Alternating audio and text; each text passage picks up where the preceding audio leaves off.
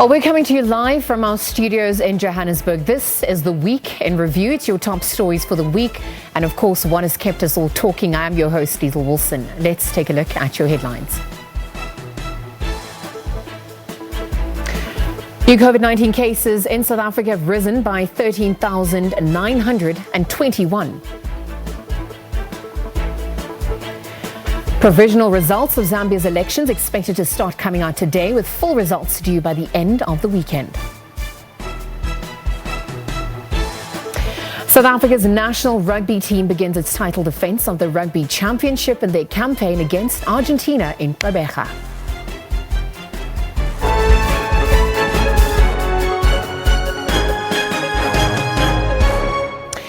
Right, now those were your headlines. Let's take a look at one of the biggest stories to come out of the week. President Cyril Ramaphosa, in fact, says he takes full responsibility and will not run away from the actions and the choices he made while he was second in charge during former President Jacob Zuma's tenure.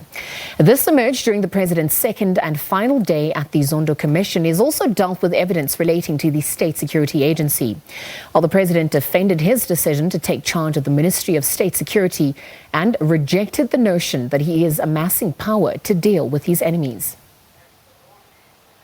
It's curtains down on oral evidence at the State Capture Commission. The Zondo inquiry says it will only entertain any evidence after weighing its importance. The commission has taken 3.5 years to do its work. Established in 2018, the commission is meant to unravel how state capture came about and the extent of its damage. On the last day of his testimony, President Cyril Ramaphosa's evidence was pretty much about what happened when he was second in charge. He says his decision to stay on as deputy president of the country and the ANC was to change the balance of forces in the party from corruption to renewal. In his closing statement, the president said he takes full responsibility for the action he took while he was the deputy president.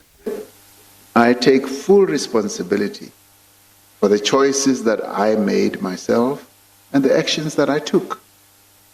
I will not run away from those decisions. I have also sought to outline some of the measures this administration has taken to end state capture.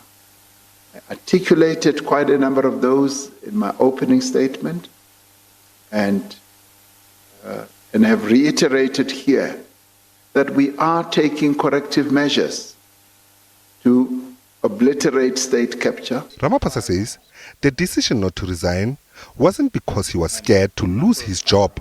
It was not so much that one wanted to hold on to this position at all costs. No, I mean, even being in that position, a person like me was a great sacrifice because one's life would have been a lot easier and much more pleasant.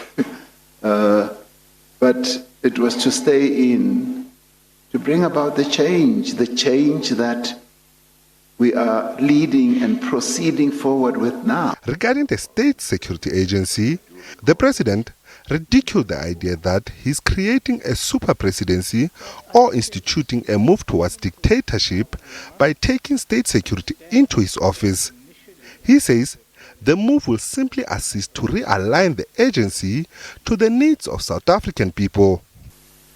It's precisely part of the reason that motivated me to bring the SSA into the presidency so that we can go much more intensively to the depth of this.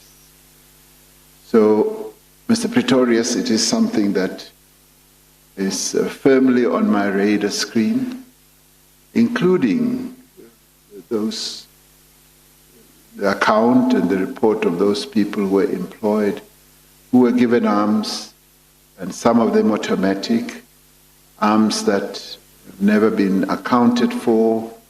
Quizzed on why no action was taken against former Intelligence Minister David Mahlobo and former Director General of SSA despite damning allegations made against them, the president says he opts to wait for the final report of the State Capture Commission.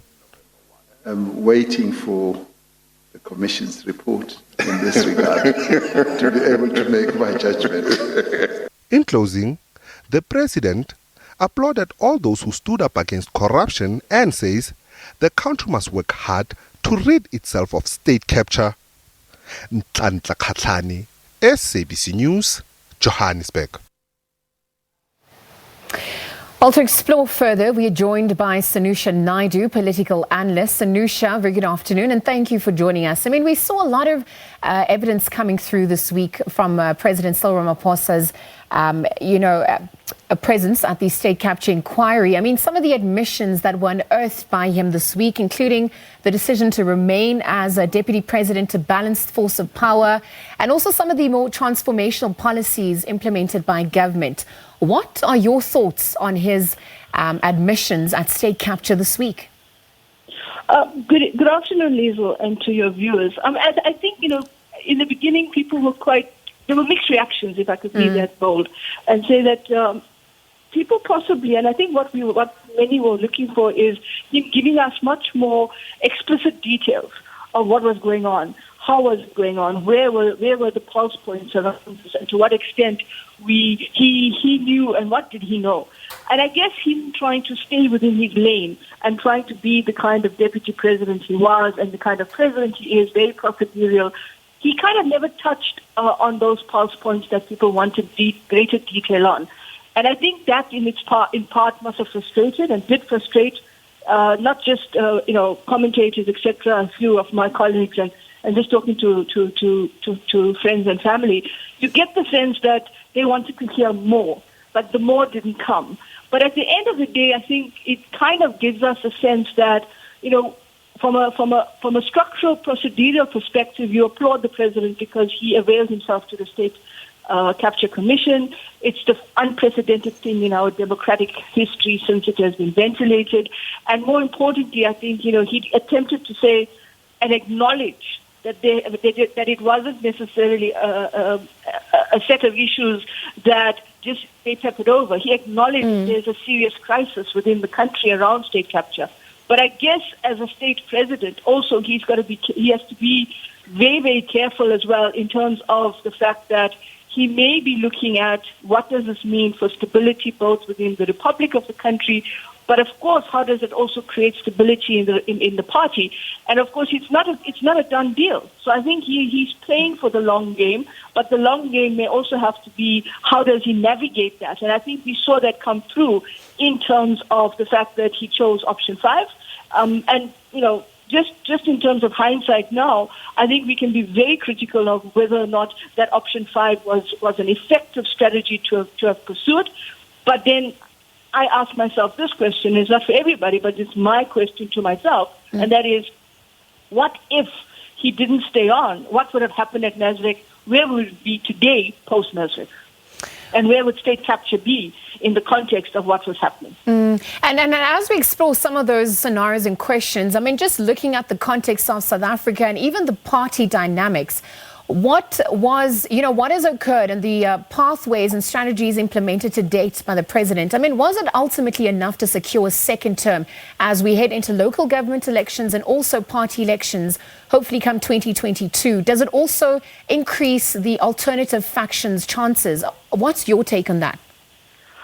I think, before I give you my take, I think we have to, if we extrapolate from how the president responded to those factions. I mean, I think at one point he mentioned that the RET has become sloganized. It's a slogan of a factional battle, and I'm paraphrasing his response. I think for me, it kind of tells you how delicate those balances are in the party, and how strategic you have to be in terms of how do you navigate that delicate nature of that balance between the factionalization of the party. And invariably, I think that it kind of gives you an insight that by being vague, he may have saved the day for himself and saved the day for those that support him. But I think what's really nice about the ways in which we've been debating this in the public domain, etc., is is that we can debate it and we can be critical of him, but that doesn't mean we don't like him. And I think that's a critical space that we have to think about. And we have to be able to say, well, Mr. President, you did a fantastic thing, but did you do enough while you were there? And I think he acknowledges that maybe, that was his decision to make, and it was his decision alone to make. So I think at the end of the day, how it goes to 2022 and then post-2022 to 2024 also talks to another dilemma, and that is the stability to get these reforms going. His narrative at the end of the 2 days in his closing remarks was really about what needs to be done, implementation and so forth, and creating the right kind of structural conditions and stability and so forth in the state. Well, you have to create it not only in the state, because the state and the party have this very, very volatile relationship with each other. And you have to talk about those processes there, because if it's not working out in the party, then it seeps into the state, and we deal with that as an implication. And I think this is where he has to be much more decisive and say, well, as in the interim, while I'm waiting for this report from Acting Chief Justice Zondo, it's not something that I'm going to use and wait for until I receive it. I've got to be moving forward. And we have to say that there are things where we've seen this movement, but it hasn't been enough. And I think this is where it's going to be critical, both in terms of the party and how the party and the actors in the party see him. Did he sell them out at the State Capture Commission? I think he tried not to. He tried to be very, very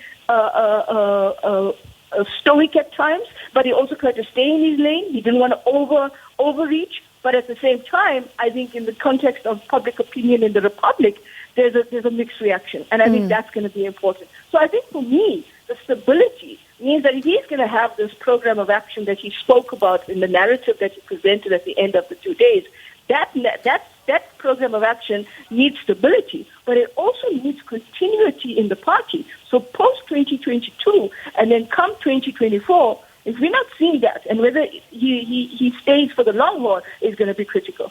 Well, Sanusha, speaking about selling out and also some of the strategies employed, and particularly perhaps looking at loopholes within the strategy. I mean, we saw, former president playing a victim card at some point, gaining sympathy from supporters as well.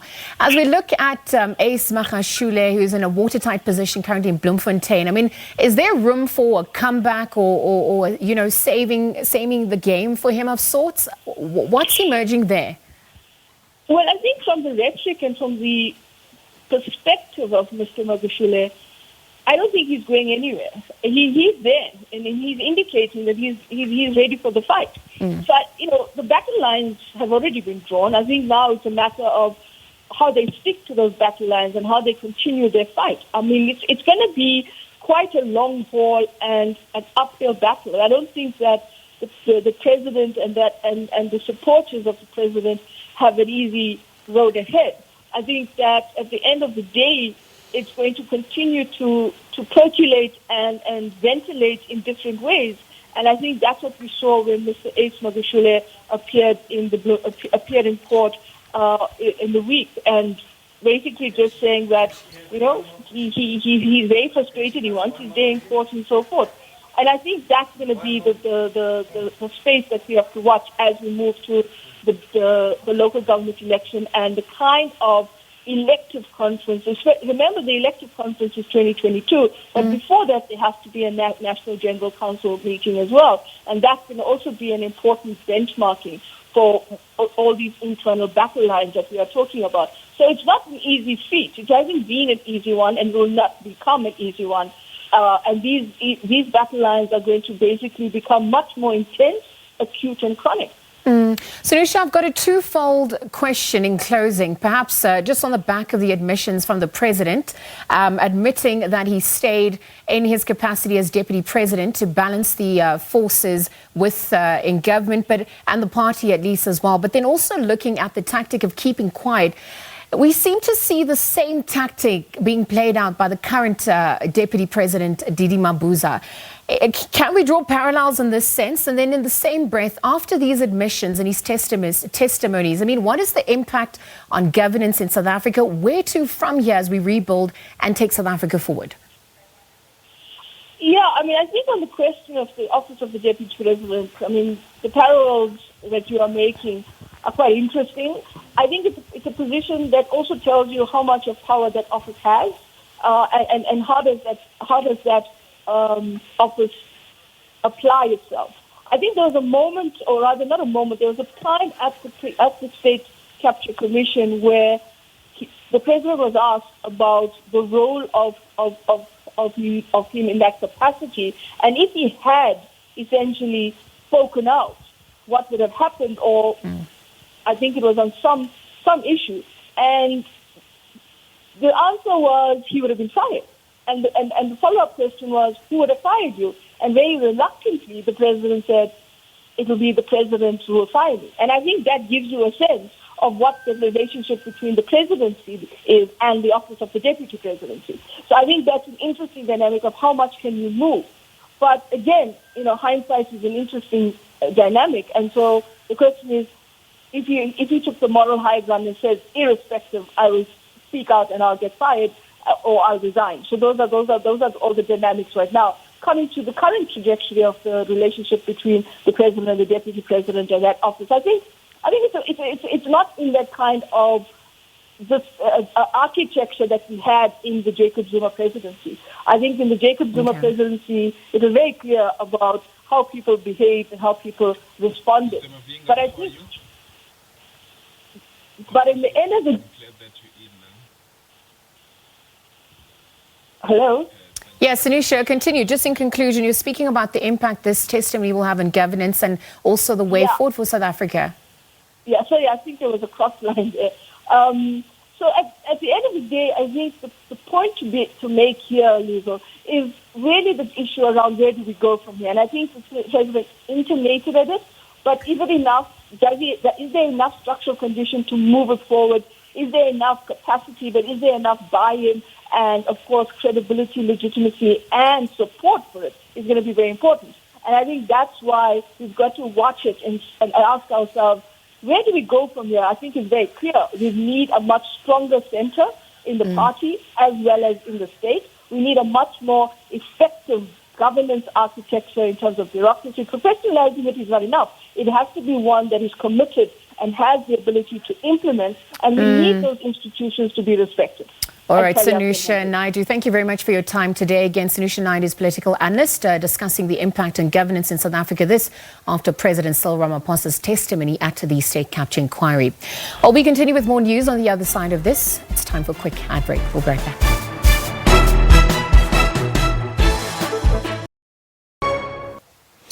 Welcome back. This is the Weekend Review with myself, Liezle Wilson. We continue with our news at the Sabo, where Zambia's opposition leader, Hakainde Hichilema, has taken an early lead in the country's presidential election over incumbent Edgar Lungu. Hichilema had over 171,000 votes versus the 110,000 garnered by Lungu in the results for 15 of the Southern African nation's 156 constituencies. Now, the winning candidate must acquire more than 50% of votes to avoid a second round runoff.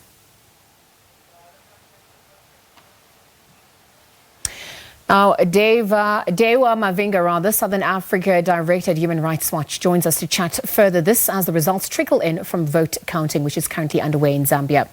Well, Dewa, very good afternoon. Thank you very much for joining us. I mean, just on the back of the playing field, there have been some concerns about an unequal playing field from opposition and also reports of unfair tactics that have been used.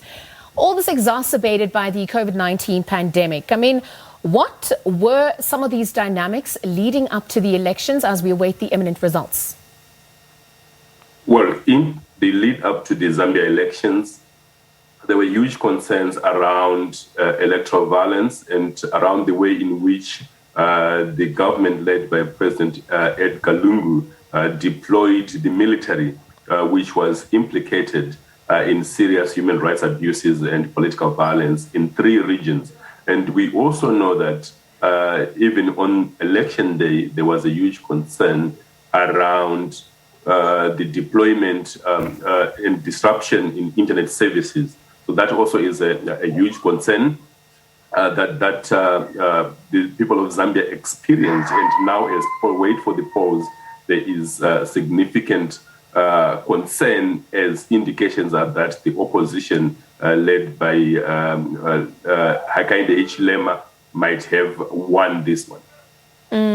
Well, speaking of him taking an early lead, Hichilema taking the earlier lead, I mean, there also were concerns about delays in vote counting due to a high voter turnout. You've spoken about the internet connections that also have been impacted, and also just, the objections from political parties around some of the constituencies with the figures coming through in those areas. I mean, what impact is this going to have on the results coming through? Also looking at the possibility of vote rigging amongst other concerns. Well, yes, the more the delays in announcing the results, the higher the concerns about possible rigging. And we know that this would actually trigger violence, post-election violence. This is why there have been calls for people to remain calm and for the Electoral Commission of Zambia to expedite the process because there is much anticipation and excitement amongst the people. Yes, the turnout in terms of voting has been huge at 72%, much higher than was experienced 5 years ago, and particularly amongst the young people of Zambia. And many who had been celebrating and marching through the streets, shouting that they want change and that it is time for change. Dewa, we're seeing, some of these scenarios that could unfold from here into also the fact that the president, in fact, could clap down and invalidate the election results should violence escalate. Already the military has been deployed in about 3 regions as we await the announcement of the voting processes. I mean, what other scenarios are we facing? And in terms of SADC and international observers, what has been their response to date? Well, disappointingly, SADC has not been really up to task in terms of closely monitoring the processes in Zambia. And in terms of the scenarios, the most ideal would be that there is an acceptance of the outcome, and that if it is Hakainde Hichilema who has won, that the leader of Zambia, Chagwa Lungu, would concede and congratulate the winner and peacefully hand over power. But also there is huge concern that there could be other scenarios, including a stalling of the transition or even a blocking of the transition and a resistance to hand over power. And of course, we know that in terms of the law, the winner of this election must have an outright majority, which is over 50%. So there is a possibility that this process could be challenged. And in fact, President Lungu has indicated in some ways in the last few days that perhaps the election was rigged, and that gives space for the president or any other presidential candidate to challenge the outcome of the presidential election in the Constitutional Court of Zambia. And that challenge should then be heard within 2 weeks from the date of the announcement of the result. And thereafter, whoever the Constitutional Court declares as the winner should then be inaugurated as the new president of Zambia. So speaking about the campaign trails and the messaging that has also come through from the various parties, I mean, when we look at the incoming leadership, some of the mandates, including reviving the economy, I mean, what else, what are the sentiments that have been echoed on the ground from the people? What are they looking from their leadership as they navigate dynamics beyond the COVID-19 pandemic, which has also exacerbated the country's dynamics, socio-political dynamics? Well, there have been huge concerns about, the virtual collapse of the economy and the rising poverty levels amongst ordinary Zambians. There have also been huge concerns around, massive, rampant corruption and what the ordinary people in Zambia have viewed as questionable investments and labor practices by, the Chinese. And this is some of the issues that were repeatedly raised, during the campaigns, that there is need to ensure that there is a proper development, including employment creation for the young people of Zambia, securing their futures, and also ensuring that the Zambian currency has value and that investors respect the rights of the people of Zambia and bring value to the people of Zambia, and that corruption is decisively dealt with, because there has been a sense that the current president has failed on all these fronts, and that it is time for a new leader, and that in fact President Lungu, this is why some of the opposition leaders, including Nevas Mumba of Zambia, have been saying that this election has been a referendum on the leadership of President Lungu, whom they accuse of having dismally failed the people of Zambia. And people are saying now is the time for change, and they believe that this election has delivered that, and they now hope that the Electoral Commission of Zambia will really confirm what the people have expressed themselves in the voting stations. Well, the world waits with bated breath, of course, monitoring the situation currently unfolding in Zambia. This as results trickle in. I want to thank you, Dewa Mavinga, for your time. Again, just giving us the latest with regards to what is currently transpiring in Zambia. Dewa Mavinga is the Southern Africa Director at Human Rights Watch. Again, chatting about the results. This is vote counting is underway in Zambia. As we heard so far, troops have been deployed in 3 areas, obviously as a violence, to quell the violence that's set to escalate in the region, this as the elections take place. But moving on to news making headlines further afield now. We've seen Taliban fighters have moved closer to the Afghan capital, Kabul. Fierce fighting has been reported in nearby towns. This as US troops arrive in the country to help diplomatic staff and others leave the area. The UN says the situation is spinning out of control with devastating consequences for civilians. And they're making their intentions very clear for Kabul. And US jets have been reportedly carried out airstrikes on militant positions just outside the city. The Taliban say they have launched another assault on a northern city close to the border of Uzbekistan, which is a trading commercial hub. So that it is an interesting place, of course, to be watching today. This is all it unfolds. We continue to monitor the story and bring you the latest with regards to that. But for now, this is where we're going to leave the show. It's been an absolute pleasure, as always, from myself, Liezle Wilson, and the rest of the team. Until tomorrow, it's goodbye for now.